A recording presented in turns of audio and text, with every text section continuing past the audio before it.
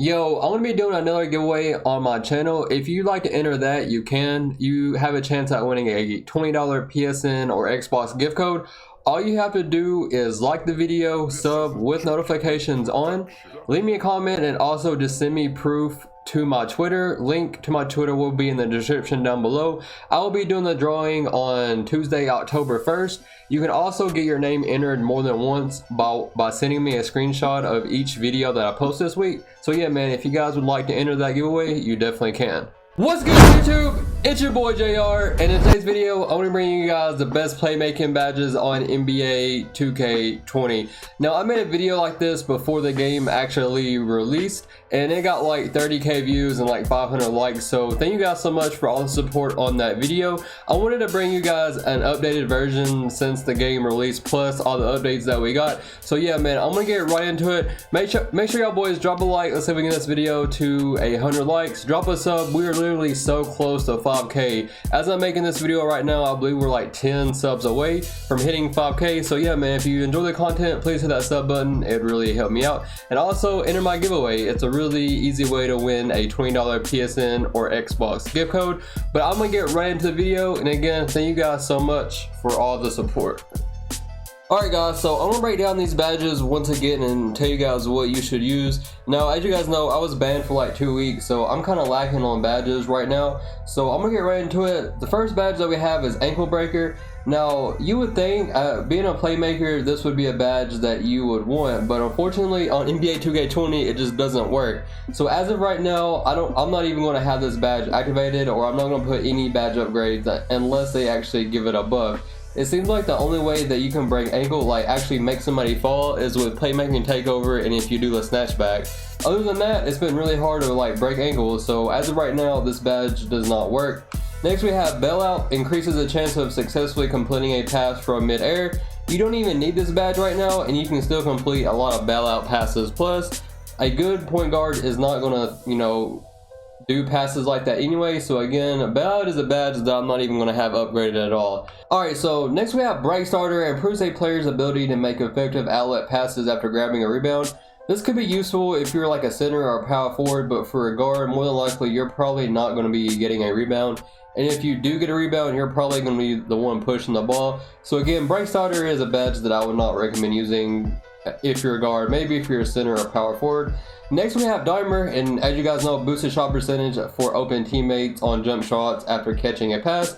So Dimer is actually, completely up to you depending on what type of build you make and how many badge upgrades you have. I have mine on gold because it just really helps my teammates hit shots. Like, I've noticed since I put it on gold, my teammates green a lot more. So if you do put on Dimer, I can almost guarantee you that your teammates will, really appreciate it. So next we have Downhill. Increases overall speed with the ball in transition. So me being a guard, I feel like I should be fast enough in transition as is by having like a 90 speed. However, if you're a big man like a power forward or center and your speed isn't as fast, then I do believe Downhill can be extremely effective. The big man that I run with has this on Downhill, and I can tell a huge difference in his speed whenever he's running the ball in transition. So for Downhill as a guard, I probably won't use it, but as a big man, this could be really effective. And then next we have Dream Shake. Raises the chances that a defender bites when doing fakes in the post. So as a guard, you're not going to need that. However, if you're a big man or center, then this is a badge that you probably want on gold or Hall of Fame. Next we have Flashy Passer. It gives an additional boost to player's takeover meter after completing an assist with a flashy pass. So with this badge before, I actually said that I would not even use it, but if you saw my last video, the team takeover glitch video, if you have Flashy Passer on Hall of Fame and you throw 3 flashy passes to your teammate and they hit all 3, then that gives you team takeover. This badge is so OP right now, and honestly I hope it gets nerfed, because I think it's dumb that you can get takeover that fast off this badge. But like I said, you can literally get team takeover in 3 shots if you use this badge. You can also get regular takeover in 2 shots. So right now, I mean, Flashy Passer is probably going to be a badge that you want on Hall of Fame just because it's so cheesy, because you can get, takeover so fast. But again, that's completely up to you guys. Next we have Floor General. Teammates receive an offensive attribute bonus when a player is in the game. So player Floor General, +1 on bronze to all stats, +2 on silver, +3 on gold, +4 on Hall of Fame. Plus, when you have this on Hall of Fame, you can see the percentage of these shots under your player's feet. So a lot of you guys ask me how you see the percentages. This is how I put this badge on Hall of Fame. However, if you don't use this for Hall of Fame to see the percentages, then I would recommend going with Dimer over Floor General.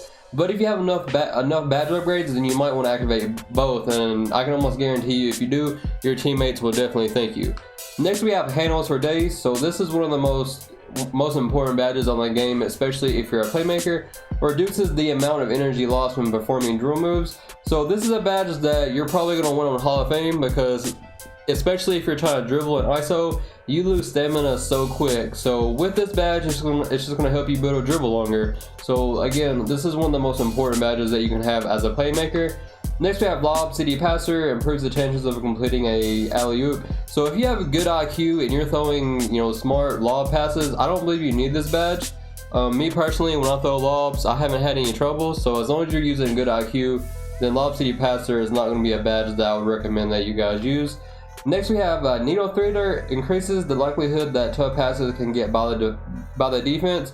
So this is another one of them badges where if you're throwing smart high IQ passes, then this shouldn't be something that you need, especially with my build only having 23 upgrades.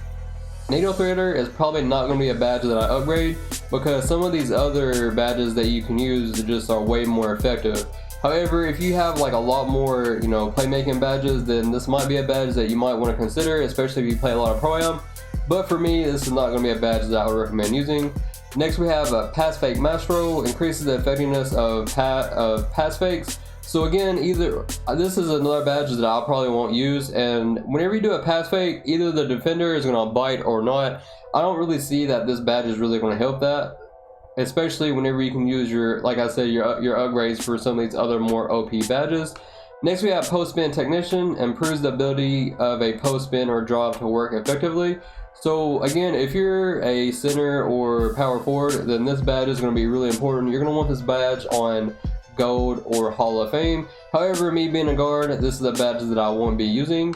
Next we have Quick First Step. Provides more explosive first steps out of the triple threat and size ups. So again, this is one of the most important badges that you can have as a playmaker. Without this badge, your player basically feels like a snail and you move so slow. But with this badge, you move a lot faster. So this is a badge that I would definitely recommend that you guys have on Hall of Fame. Right now I just have it on gold, but like I said, I was banned for 2 weeks, so I'm kind of lacking on these badges. But this and Handle for Days will be two of the badges that I definitely have on Hall of Fame. Next we have Spaceship Crater. Improves a player's ability to create space from a defender. So as I said in my last video, I believe that this badge is really extremely underrated, because whenever you do like the hop shots or the step backs by holding down the right trigger, you get that little step back animation. You can either shoot out of it or you can dribble out of it and get a speed boost. Space Crater, when you do those moves, it actually seems to break angles. It makes the defender stumble a lot. It doesn't really break angles, it makes them stumble or freeze. So Spacer Crater will definitely be a badge that I'll probably put on gold, just because you get all of those animations that help you create space to get your shot off. Next we have Stop and Go. Improves a player's ability to start and stop with the ball. So I've heard a lot of mixed feedback with this badge. So one thing with NBA 2K20 right now, it's really hard to stop and just shoot.